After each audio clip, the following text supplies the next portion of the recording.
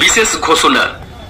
সর্বসাধারণের অবগতির জন্য জানানো যায় যে পূর্ত দপ্তরের আদেশনামা অনুযায়ী বেল্লা হইতে জাহাল্লা পর্যন্ত মোট 21.16 কিলোমিটার রাস্তার দৃঢ়করণ ও সম্প্রসারণের কাজ চলছে।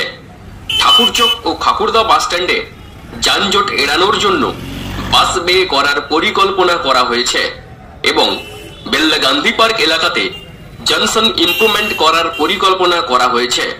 সেই কারণে ঠাকুরচক, খাকুরদা এবং বেল্লা গান্ধী পার্ক অঞ্চলে রাস্তার উভয় পাশে যে সকল ব্যক্তি কোনোভাবে সরকারি জায়গা জবরদখল করে অবৈধ নির্মাণ করেছেন, তাহারা পূর্ত দপ্তরের দ্বারা চিহ্নিত করা অংশটি আগামী ইংরেজির 17/12/2024 তারিখের মধ্যে স্বেচ্ছায় সকল প্রকার জবর